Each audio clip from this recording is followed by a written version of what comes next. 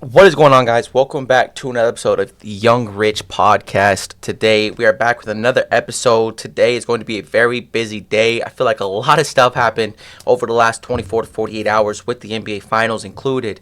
A little NHL talk, Shout out to the Florida Panthers for going up 3-0. I'm not really a hockey guy, but I've definitely been paying attention to it a little bit, just because of the storylines, So big shout out to the Florida Panthers. It's unfortunate that two young superstars right now got to the finals in their sport and are down 3-0. Currently Luka Doncic, which is one thing we'll get into in a moment. And then, Connor McDavid, a guy who's supposed to be the next Wayne Gretzky. He's supposed to be the greatest hockey player ever. He's on that path. They have projected him to be that type of great player, and to be down 3-0 in the Stanley Cup Finals is not something great to see. But again, we're young players, so we're hoping for the best for them going forward.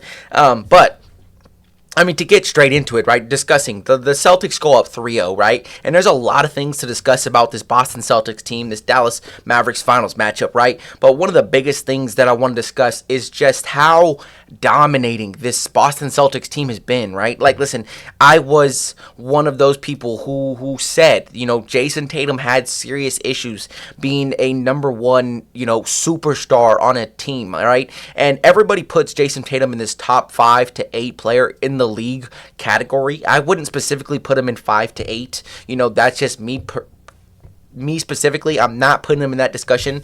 I think he's closer to 10 than he is to 5, right? So that's where I would rank him, and that's how I've looked at this entire team, right? But looking at this team, I always knew this team was deep. I really respected Jaylen Brown. Even the first time they went to the finals, he didn't play great, but he was definitely their better player, right? And then you've had a lot of development, and players continuously get better, right? Derek White, Drew Holiday, a great addition. KP, a guy who has never been in this type of atmosphere of like a win now, let's go win a championship type atmosphere. He's been here, and then listen, game 1 goes to his credit. What he did off the bench for that team, guaranteed him a win, right? And then game 2, again, his presence defensively, offensively was just great. He made a huge difference. Not having him in game 3, you could definitely see the him being missed. But again, this team is just so deep and so dominant and talented that it doesn't really matter at the end of the day, And when you have this much perimeter defense, you have these guys who buy in defensively and are all capable of shooting, right?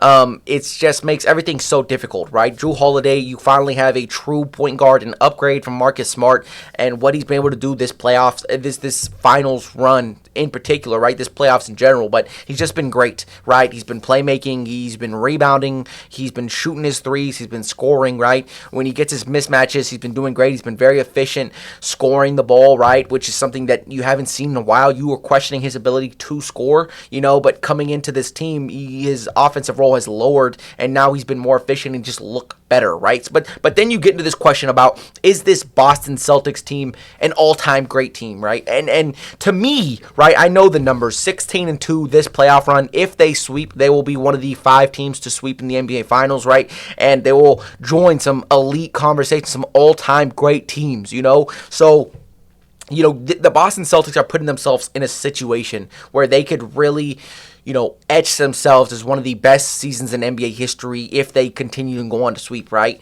Do I think they're going to sweep? No. I think Dallas has too much pride for that. Luka's going to do everything humanly possible in my books to get in there and to advance to another game, just to live for another day, right? You've seen it with Minnesota when they were playing Dallas. They came out there that game 4 and they demanded success. They demanded excellence from their players. They wanted to have some pride and something to look forward to, some positive energy going into the next year, right? And so that's exactly what they did. So I expect Dallas to do the same exact thing. Okay, but what this Boston Celtics team has done has been great. The biggest thing for me is the Boston Celtics defensively. Defensively, they've just made everything super difficult for Dallas Mavericks. Listen, you're taking away the corner threes. You're not allowing these Dallas role players to get open, to take these shots. You're not allowing any open looks for any of these players, right? You're closing out on every opportunity, every shot that Dallas takes, right? You're going out there giving some sort of defensive effort, which is something that we don't really see Dallas do every single possession, right? So it's the defensive energy, the defensive impact, the emphasis on defense, right? And so to see a team come out here and and succeed defensively like that against a talent like Luka, like Kyrie, it's been great to see. Obviously, Kyrie had a great game 3, 35 points, which we'll get into the game specifics in a little bit later. But, I mean, listen, this team has just done everything possible, done everything the right way. They've bought in defensively. You have Jason Tatum, who's been known as supposed to be the number one player on your team, and he hasn't been the best player on your team throughout the entire series. He had a great, game 3, right? But Jaylen Brown's been that number one guy, that guy who you can rely on, in the clutch throughout the entire game, and defensively, offensively. He's coming up and picking up Luka. He's guarding Luka. He's giving him a hard time, making him earn everything, right? And so. And then this also goes on to the Dallas Mavericks, right? Like, you are such a heavy ISO team, like everything runs through Luka Doncic or Kyrie Irving. Like, you don't have anybody else who's really going to go out there and give you good minutes, who's going to be able to ball handle, who's going to be able to give you buckets, create on their own. You have a guy like Tim Hardaway Jr. who you've seen them play and put him in the game to see if he can spark something on fire, because he just knows his role, and guys can go out there and try to shoot the hell out the ball, right? And that's exactly what he tried to do. Obviously, he hasn't been very great at it this postseason. That's why he's lost his minutes, but they tried. So when you get into a situation like that on a team where you don't really have another guy who can consistently give you buckets, it's you put yourself in a very tough situation when a team like this that's so great defensively that there is no true mismatches. You can't take advantage of you get in a pick and roll situation and it's you versus Gobert. Like, you're not in a situation like that. And you even seen it. Luka going at Al Horford, who's holding his own, forced him to take tough shots, not letting him get to the basket easily, and so big shout out to Al Horford for when he's put in those situations and he's forced to go up there. Even Peyton Pritchard, everyone on Boston is buying in defensively. I've seen Peyton Pritchard, Sam Hauser, all these guys go out there and take their shots at Kyrie and Luka. They try to get a mismatch, and they are holding their own, making them earn it, And it just sucks for this Dallas team, because obviously you need to see better steps. You'd like to see better, a better game plan, more successful game plan. You came in here not expecting to be like this. We thought we were expecting big adjustments to be made, and it's hard to really make adjustments against a team like that. That's allowing your number one guy to go out there and shoot whatever shot he wants to take. He's getting a lot of one-on-one looks and opportunities, and he's shooting them, right? He took advantage of them game 1 and game 2.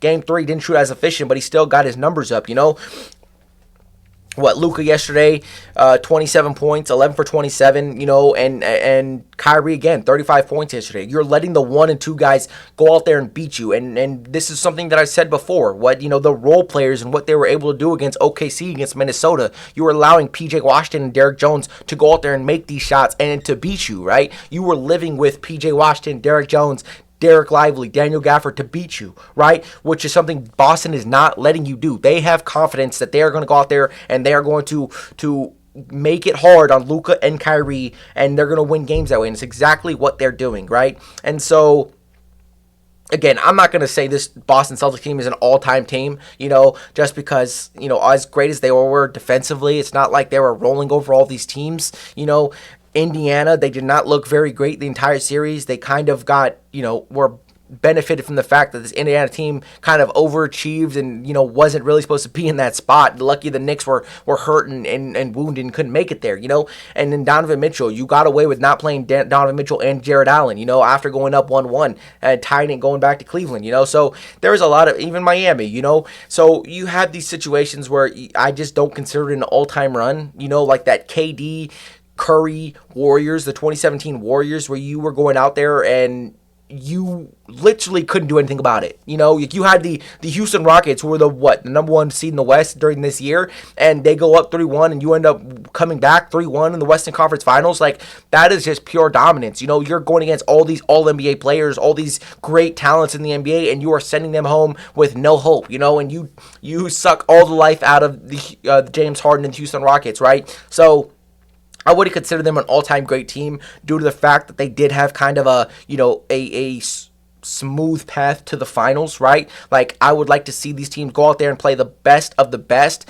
And so to me, when you have like the easiest road and the easiest path to the NBA finals, I'm not going to discredit what you guys have done, because again, you guys have been fantastic this year, but I'm not going to put you in an all-time great category due to the fact that you have kind of gotten the benefit of the doubt. The injury bug has hit all the teams you're supposed to play, so I'm not going to uplift you for some great thing that, what I'm saying, and something like that. Because we've seen Jimmy Butler, as poor as they've been this year, the Miami Heat, we've seen Jimmy Butler give this team issues, the Miami Heat give this team issues at full health, right? The same thing they did last year. The year Boston went to the finals. Jimmy Butler, that game-winning three that he tried to hit, right? Instead of going for the two, he went for the win, right? So we've seen this team give this team struggles, and then we've seen Donovan Mitchell. He went in there. It was tied 1-1 going back to Cleveland, right? No Donovan Mitchell, no Jared Allen. So, you kind of got the benefit of all this stuff. And then same thing with Indiana. The younger guys, for Indiana, they kind of blew the lead, so you kind of got to go out there and win games 3 and 4 when you really shouldn't have, in a lot of certain circumstances.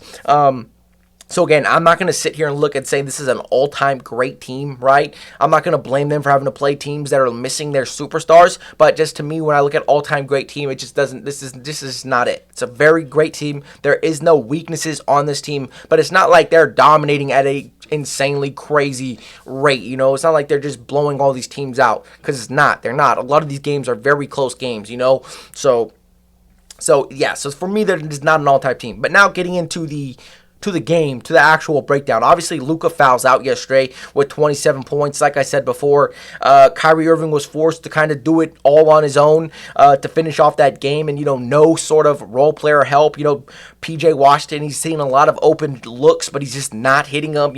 And the numbers say that he's not very efficient shooting in these different spots outside the corner, but he's taking the shots anyways because they're letting him shoot them. But nobody's making them pay. And it looks like this team's just not living up. The lights are just too bright. They're not ready for the NBA Finals. It just looks that nobody else is ready. It just looks like it's Luka for the first 3 games, and Kyrie gave you one game 3. But it just looks like Boston's been here before. Boston's ready. They're ready for this pressure. I know Jason Tatum hasn't played great, but he's still doing everything else, every other aspect of basketball. He's playmaking. He's rebounding. He's playing defense, right? He got it going a little bit yesterday. I still don't like how many shots he's taking. Nick Wright pointed this out the other day. You get these Jaylen Brown and Jason Tatum comparisons, who's the alpha, who's the 1B, who's the Batman, who's the Robin. You get in these conversations with the backcourt duo, right? And you don't see these guys ever compare to each other. You don't ever see these guys knock one another. They lift each other up. They're not focused on any of these other individual statistics. You know what I'm saying? So when you look at what this team can do and what this team has done, with them trying to being a beautiful 1-2 combo, you know what I'm saying? They kind of benefit from each other. Jaylen Brown does things that Jason Tatum doesn't, so they kind of benefit from each other. They just work very well together. They mesh well. Jason Tatum's going to be a, jump shot reliant guy, tough shot guy. Jaylen Brown's going to make the team pay. He's going to finish. He's going to apply pressure around the basket to make them respected, and show some extra help. But Jaylen Brown has been better this entire finals, right? I mean, throughout the finals, 24, 6, and 6 on 55 from the field has just been great. The 3 has not been falling like you would like to see, but again, he's been absolutely phenomenal. And big shout out to Nick Wright for actually pointing this out, but Jason Tatum, with all these who wants to be the Batman, who wants to be the Robin conversations, Jason Tatum has just continued to take more shots game after game. Game 1, I believe he finished with 17. Game 2, he had 21. Game 3, he came out here and shot 27 shots, so this, or 26 shots, excuse me. So this is, this is where I have issues, right? Because I understand, you're having a good game. You're trying to go out here and trying to dominate. Yes, he ended up with 31 points, but 11 for 26 just does not seem very good. He's just taking a lot of tough shots. And when they're not falling, and, I would like to see you not take them, right? Because you just need to do something else. Jaylen Brown has been very efficient. Do something else. Pass it out. Get another team a better look. Swing it to somebody, because he makes a couple shots and all of a sudden he just thinks he's prime MJ. And he just goes out there and he just takes a lot of shots, tough shots that just aren't falling. And there's certain times, especially early in the possession. You have a lot of time left on the time clock. So you would like to see him look for a better look, pass it out, reset, something like that. And just overall to try to get better looks for your team and for yourself.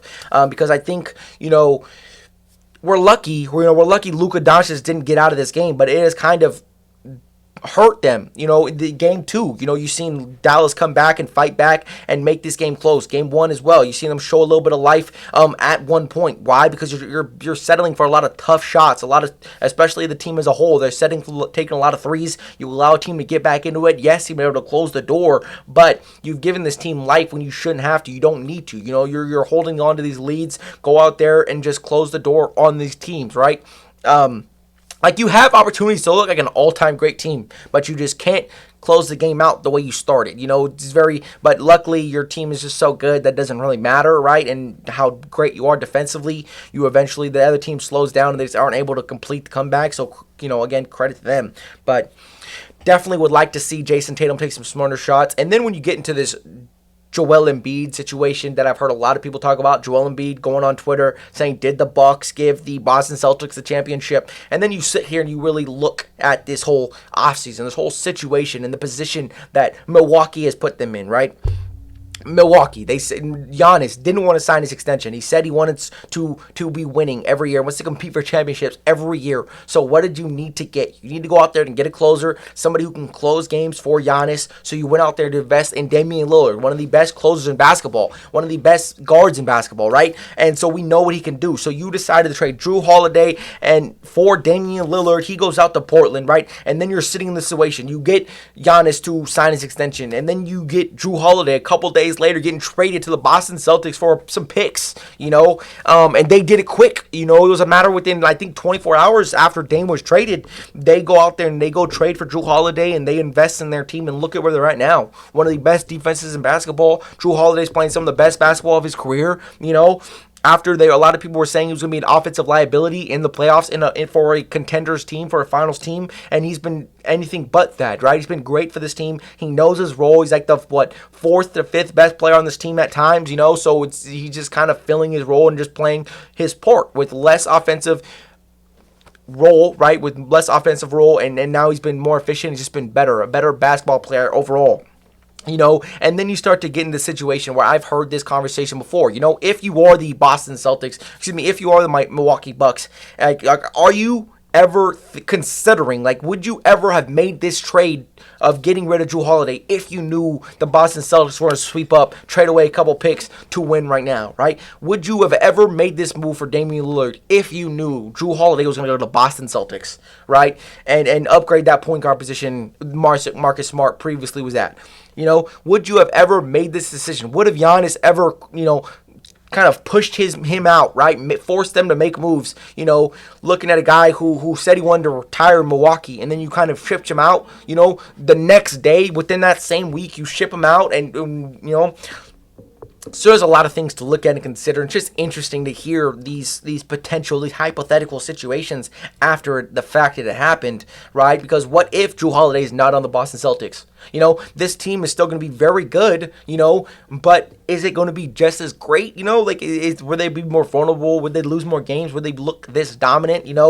Would the Jason Tatum flaws, come to show more without Drew Holiday being here? So there's a lot of questions, but big shout out to Brad Stevens, the Boston GM, for taking advantage of this and getting after Drew Holiday as soon as he landed in Portland, right? You didn't even give him a chance to go get off the plane. You called him, you traded for him, and you made the move. So big shout out to you for being aggressive, being active, being the first person to be there and offering them exactly what they want, and to help your team, again, win a championship. The statistics and numbers are on your side now. Don't be the first team to blow a 3-0 lead in the NBA Finals. You're right. I know it's not over till it's over.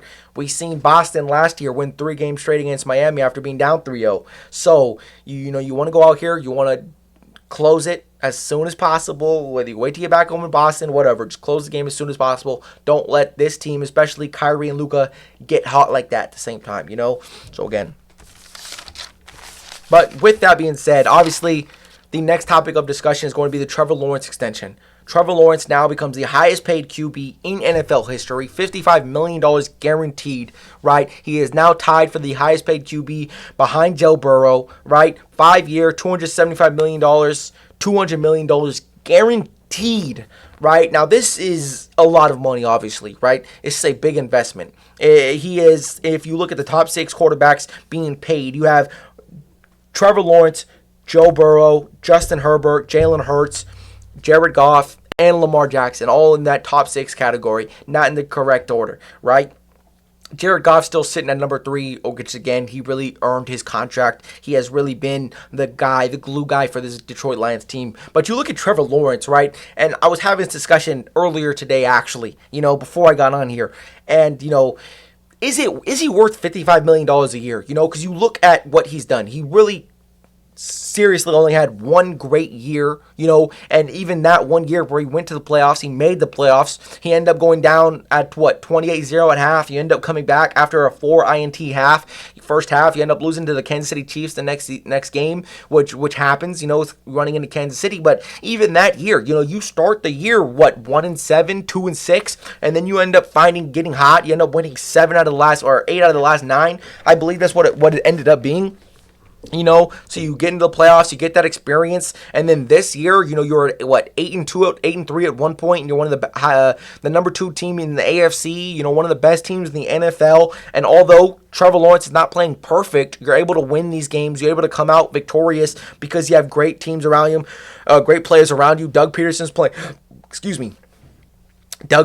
doing a great job coaching out there. Defensively, you weren't great, but again, you were just able to slide by. You had some key players making key plays. And then Trevor Lawrence starts to get banged up. He starts getting injured. He has multiple problems. He had an ankle problem. He had bruised ribs. He had a concussion for 1 week. He sat out one game, So you went from 8-3, number 1 team in your division. You're looking to win the division, going back to the playoffs, looking to be possibly a number 2 seed in the AFC behind Baltimore, and then you just lose 6 out of the next 7, I believe is what it was, and to some of the ways you did lose. Trevor Lawrence did not play very well, so I give him the benefit of the doubt that he was injured. He tried to play through the injuries because he had to, it all came down to the last week 18, you lose to Tennessee. Derrick Henry's last game in Tennessee, you go out like that, you miss the playoffs, you allow CJ Stroud to jump in and take that opportunity, because, you look at Trevor Lawrence, right? And this division, this AFC is just going to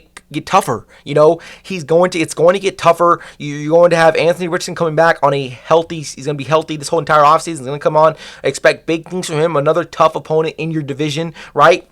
And then you just look at the AFC. The AFC is loaded. It's quarterback heavy. Look, you have 3 guys making $50 million a year all in the same conference in that AFC North. You have Joe Burrow, Lamar Jackson, Deshaun Watson, So obviously Pittsburgh, again, made the playoffs these last 2 years, and they haven't had a losing record with Mike Tomlin there, and they're looking at a losing record this year because they have the toughest schedule in football, So the AFC is just so deep that, do we trust Trevor Lawrence to continuously get you to the Super Bowl, right? And, they definitely do look like the best team in the division other than Houston. Houston's team looks better going in, right? They made a lot of additions. They made a lot of key, moves in. CJ Stroud missed 2 games last year, so, you have 2 more games with CJ Stroud that maybe gives them a couple extra wins to their record, Are you in the same situation looking forward, And if I'm the Jacksonville Jaguars, I'm sitting in a position where I'm looking at Trevor Lawrence at a down year, at a bad year.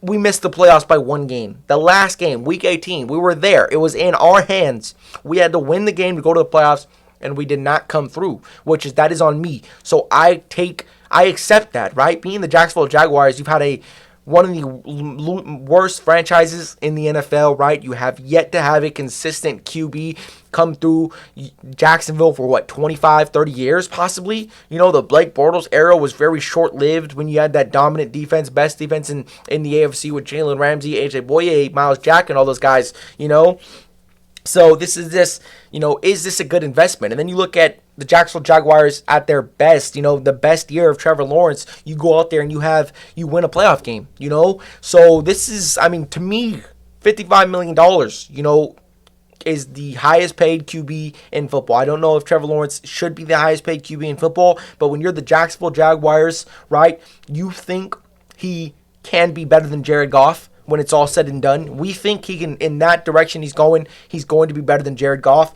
We think as of right now, last year, I would say he was better than Jalen Hurts. Jalen Hurts did not look very good.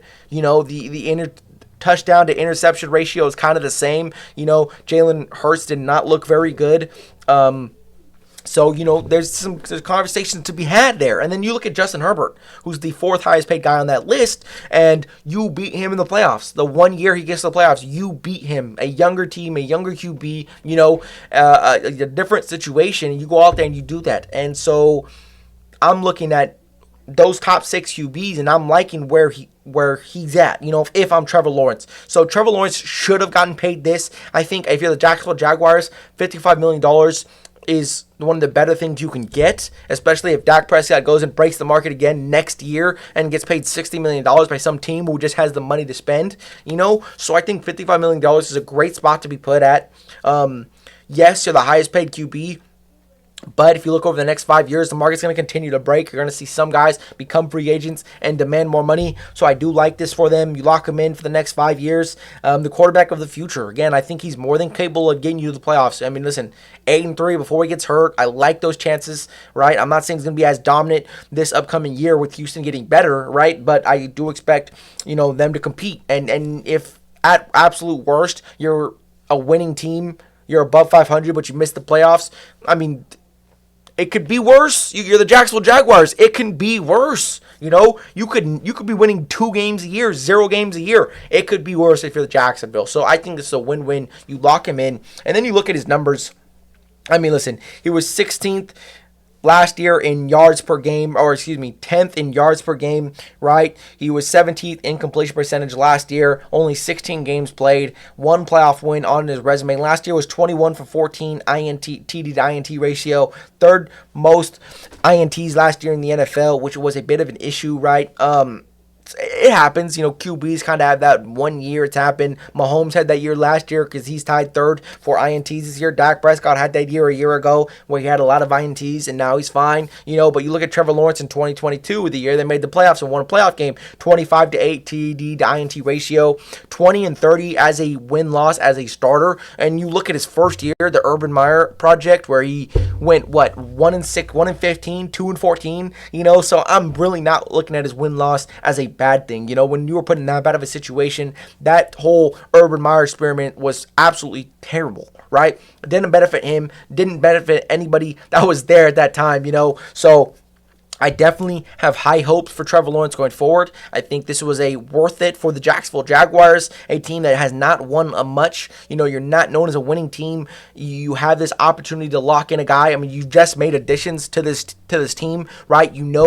Making the playoffs, that is your goal. To win a playoff game, that is your goal, right? To make the playoffs consistently, continue to take steps forward. Doug Peterson has won Super Bowls before with Nick Foles, right? So I do like where this team is going. I mean, you outscored Tom Brady in the GOAT in the Super Bowl, Rob Gronkowski and all those guys when they were, Tom Brady was breaking records in the Super Bowl and you still managed to beat them. So I do like the direction they're going. Obviously, you made additions to this Jacksonville Jaguars team. Brian Thomas Jr. from LSU, who I expect big things from. You add Eric Armstead to that defensive line, to add to that run defense, to add to that pass rush alongside Josh Allen, who just paid a lot of money. Darnell Savage, who I think is a great safety from Green Bay. You brought in Gabe Davis, who was like that vertical threat, that touchdown red zone threat. So I do like these additions for this team. You still have Travis Etienne, who's a great running back. Evan Ingram. Christian Kirk, who I still love those guys on that team. So I expect big things for this Jacksonville Jaguars team going forward, and you've just got to continue to get better. And overall, I think this was worth it, right? I'm not saying Trevor Lawrence is the highest paid QB in the league, but I think where the market's at, how long ago some of these guys got paid, I think it is worth what you just paid them, right? And then you get into the Las Vegas Raiders, the AFC West. Right? The AFC West in particular, right? The Kansas City Chiefs, a team who's supposed to be going for a three-peat. They're supposed to make history. They want to make history. They've locked in all their players. The only significant player they lost was L'Jarius Sneed, trading him to Tennessee, who you got draft capital for. And in addition to that, you still got Trent McDuffie, who is arguably better than L'Jarius Sneed, an all-pro Trent McDuffie, one of the best slot guys, one of the best corners in football, right? He is one of those true top 5 receivers, cornerbacks in football, right? He was great. I have to see him twice a year as a Raider fan, so I know what he's capable of. I know what he can do, right? And something that I'm a very delusional Raider fan, and I'm not gonna say Laker fan, whatever. I'm an Ace fan, Raiders, Lakers, I'm San Jose Sharks. Like I'm a Bay Area guy. Obviously, we don't mess with the Niners here, right? So I'm a very delusional fan, and I believe you're not a true fan if you're not delusional. Like if you're not thinking your team can win a Super Bowl every year, like I don't know what, maybe that's just me, right? But I find the best of every opportunity, every situation that I'm in. When the Lakers traded for us and we were one of the worst teams in basketball, I had faith and hope to believe we could win a championship if we just made the play and got ourselves into the playoffs, right? Like I see the best of the worst situations. And how many times do they actually live up to my mind, to like me convincing myself that we are great?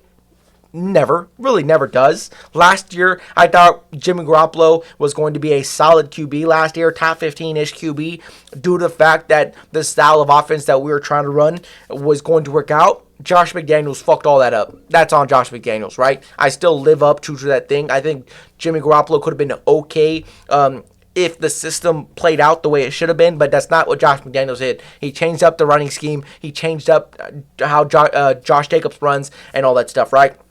So I think of these crazy scenarios on how we could win the games, how we can do things that most teams think we can achieve. Like this year, winning our division. I'm sitting here, I'm like, what can we do to get better than last year, right? And even I did a little, season prediction or a little simulator analytic or whatever.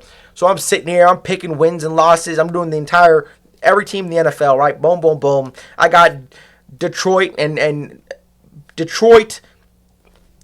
Excuse me, why am I right now? Detroit and Baltimore atop their divisions. I got, the Rams having a solid season but missing the playoffs. The Houston Texans, the Jacksonville Jaguars both making the playoffs. It was a very fun simulator. Obviously, the 49ers had a very dominant year in my simulation. The Raiders. I mean, listen, you have Joe Burrow in that division. Joe Burrow, Cleveland barely makes it, so you have three teams in that division again. The only team not to make it is the Steelers. Caleb Williams and them don't make the playoffs in my simulation. The Niners do. The Seahawks do in my simulation as well. And, the Raiders end up 10-7, and we miss the playoffs, which is absolutely crazy to think about. 10-7 and you miss the playoffs, but that's just how tough the AFC is. So I'm sitting here, I'm like 10-6, and realistically, I gave us games that were like, the games that I thought weren't winnable or we were going to lose due to situation, being on the road, whatever, X's and O's, So 10-7, and that was kind of I was trying to find myself reasons to give us an 11th win, but I couldn't, So, and then it got me in this situation where I'm sitting here, I'm thinking, and I'm trying to figure out how can I move the needle to help me get one more win across my mind. How can I believe in that self? Then I come across Rich Eisen, who comes through and he says, and I quote, the Las Vegas Raiders will dethrone the Kansas City Chiefs. You have Antonio Pierce, who's a great head coach, who fits the mold of the Las Vegas Raiders, who fits the mold of the Oakland Raiders, the Bay Area Raiders, the hard-nosed team who's going to come out here. We're going to talk our shit. We're going to be out here. We're going to play physical football. We're going to be defensive-minded team. We're going to run the ball down your throats because we can, because that's how we live. That's how we've been our entire lives, and that's what he lives, right? And then you talk about AP, he comes in and he comes into a 3-5 team, becomes the head coach, goes 5 for 4. In the next 9 games, he takes one of the bottom 25 defenses and turns them into a top 5 offensive unit, a defensive unit. His time there, right? And then you start talking about Max Crosby with the additions of Malcolm Coombs coming along the second half of the year, 8 sacks the second half of the year. Tyree Wilson spending all offseason training with Max Crosby. So now you have more one-on-one opportunities for Max Crosby. And now I'm hearing Defensive Player of the Year for Max Crosby this upcoming year. I'm liking what I'm hearing. A top defense. Boom. You have all these great pieces. You still have Devontae Adams. So I'm sitting here now. And you add Christian Wilkins to that defense. So how much better is this defense gonna get? Christian Wilkins, a remarkable talent. Max Crosby is just gonna have more one-on-one opportunities. So I'm really liking Rich Eisen here. Rich Eisen, a guy that I follow for the draft a lot. And if you don't follow him for the draft, you really should, right? My leg's currently stuck under something, so I gotta move my foot. Excuse me, sorry about that. But so now I'm with you, Rich Eisen. So now I'm sitting here. I'm not the only one that's thinking these things, right? And he comes out here, he says we're gonna be a very Pittsburgh Steelers like Cleveland Browns like team. A team that's going to run the ball. We're going to have great receivers around our quarterback. Our quarterback may not be great, but we're going to have a good, great defense. We're going to run the ball, hard-nosed style team, right? And then you still have some of the best receivers in football on our team. Devontae Adams, who I don't care, whatever you rate Jay Jettis and Jamar Chase and all these other guys, he's still top 3, right? In my eyes, he's still going to be the best wide receiver in football, right? And that's just how it is, due to his route running ability and how much double teams he demands, and he's still getting open, right? So you still have Jacoby Myers, one of the best number 2s in football, right? Like other sides of T. Higgins and Brandon Ayuk, Deebo Samuel duo. I know Brandon Debo's not really a wide receiver and route running type guy, but you know what I'm saying. So again, Jacoby Myers, one of the best touchdown win rate percentages last year in the red zone, right? So I do expect big things from this team. And then you added Brock Bowers, a guy who can be a safety, reliable tight end. You have Michael Mayer, right, who we drafted 2 years ago. 2 great blocking tight ends and a very versatile pass threat tight end who can give you a different style of offense. A Darren Waller type guy who last time we had a great tight end like that, he did great things. Darren Waller was one of the best tight ends in football when he was with us, right?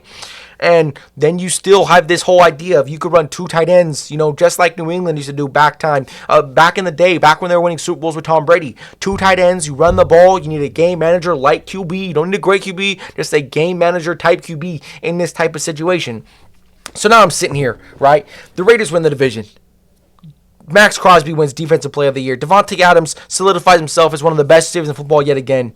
Malcolm Coombs comes on for year 4, contract year, and as a matter of fact, to come out here and dominate, to add on from 8 sacks last year to continue to improve. Tyree Wilson, a whole offseason spent with Max Crosby. You learn the defense. You come in healthy this offseason. I expect big things from him. Brock Bowers, Michael Mayer, Zamir White, Nate Hobbs, one of the best nickel corners in football. Spillane, one of the best middle linebacker additions we made this last year, who added to our depth, right? We really needed that. We added to the O-line through the draft. Again, AP took over a very poor defense and turned it into, through the 9 games that he was the head coach, the Raiders defense was first in points per game and 15.3 points per allowed, 4th in sacks, 6th in takeaways, right? Finishes a top 9 unit, 9th in points per game allowed in the NFL, right? And we added to that defense, right? To that top 9 unit. We added to Christian Wilkins.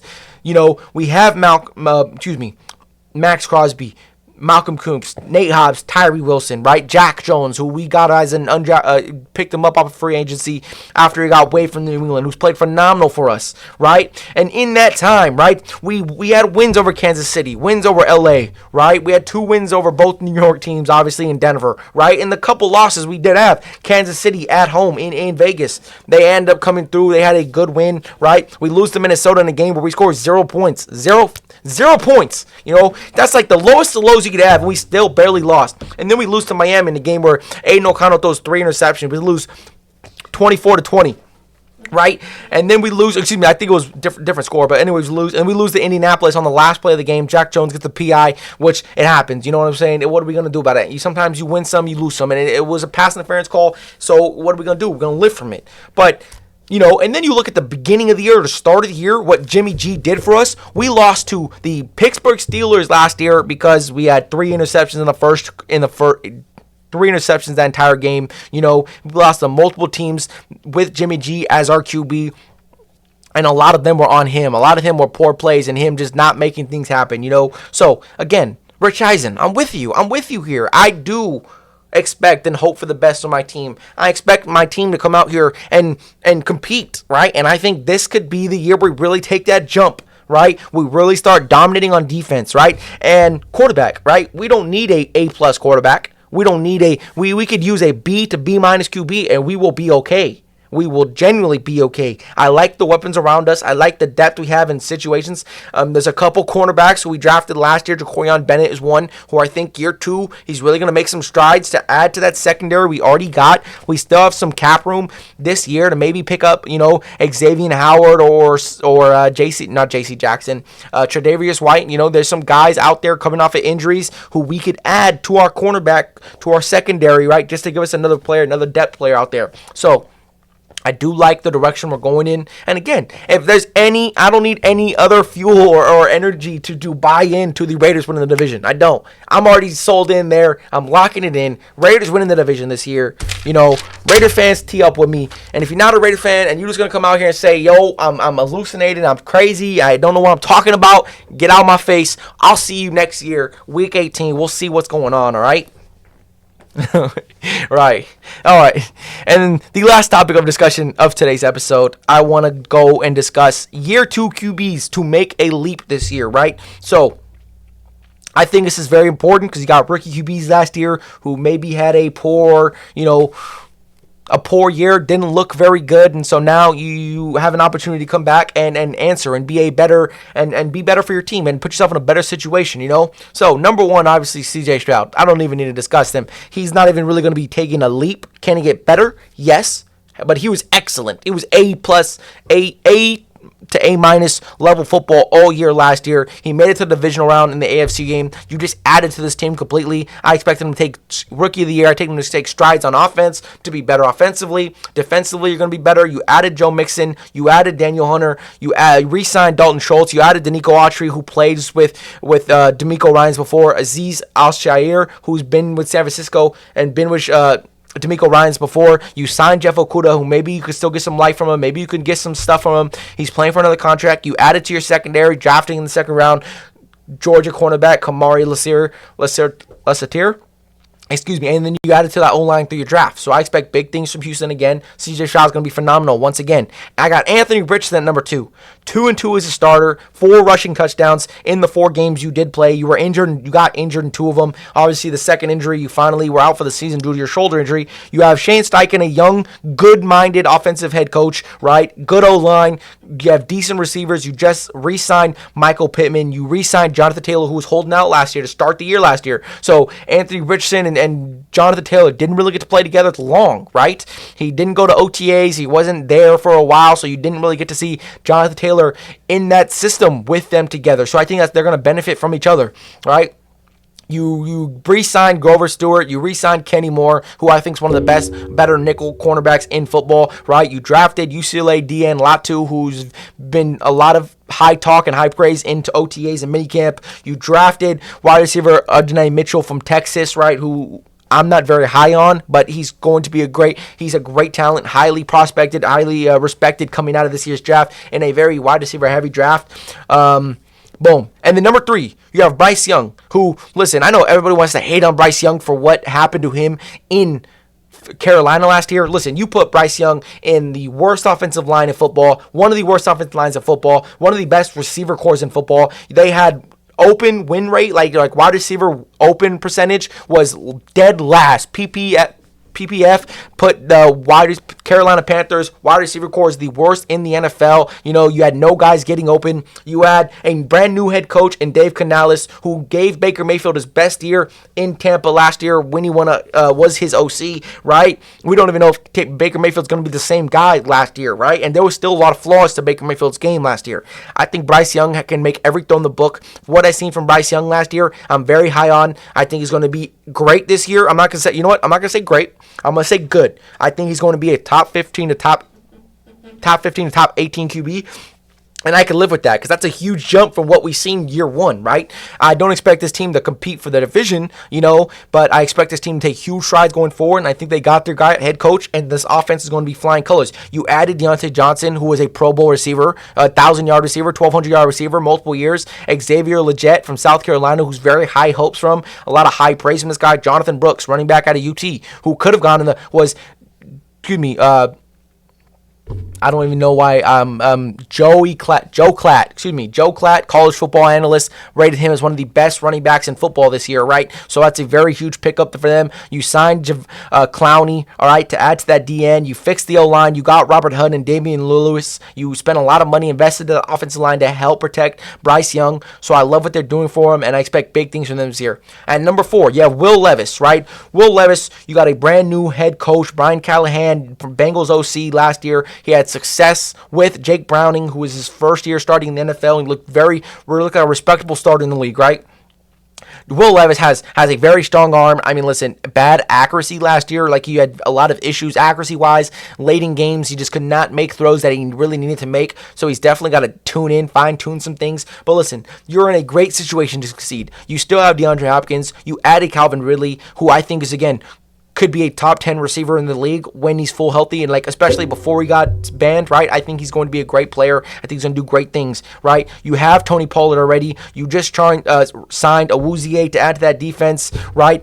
You added to that offensive line. You drafted J.C. Latham from Bama, right, to add to that offensive tackle, to add to that O-line to protect him, right, and rebuild something new. So I like where this team is going. You just got L'Jarius Sneed as well. I think I said his name already twice, but you have the weapons around you. So now it's time to take strides and go forward and come out here and show that you're taking strides in the right direction, right? Number 5, Aiden O'Connell, like I've spoken before about my Las Vegas Raiders, you added Brock Bowers, you added to the offensive line, you added Christian Wilkins defensively, you're buying into being a defensive-minded team, right? So and you have one of the better receivers in football, Davante Adams. You have one of the best young tight end prospects we've ever seen in Brock Bowers. You have Michael Mayer as well. 2 tight ends you could reliably throw the ball to. Samir White, who hopefully we can see the same success he had later in the year when he started for us. We need a game manager type guy in Las Vegas, so I expect Aiden O'Connell to come out here and improve, right? He's still a young guy, maybe 24, 4 years starting college, but he still needs time to develop. That's what Gardner Minshew's here to do, get the best out of him, help him, be the bridge guy, and I expect him to take a step in completion percentage, be more consistent, getting little completions early on downs, to not be in 3rd and long situations a lot. I expect him to tie in and not throw as many interceptions this year. And overall, I'm not saying this guy's going to go out here and be a top 15 QB, but I think he's going to be a better game manager-esque type QB. You're going to see better completion percentage. You're going to see better TD to INT ratio. I'm not saying he's going to go out here and throw for 250 a game, maybe 200 yards a game, but with the pieces we have, with the weapons we have, I think he can be very successful. And with that being said, obviously this is the last topic of discussion of today's episode. And if you enjoyed, as always, make sure if you're watching this on YouTube, like, comment, and subscribe, and turn on post notifications, right? Road to 5K. And if you're watching this on Apple Podcasts or Spotify, make sure to follow the show, like the show, give it a 5-star rating. It helps the algorithm, gets more people to watch. And like always, like Kenny Beecham says, if you like the podcast, tell a friend and tell a friend and tell a friend. And with that being said, we out.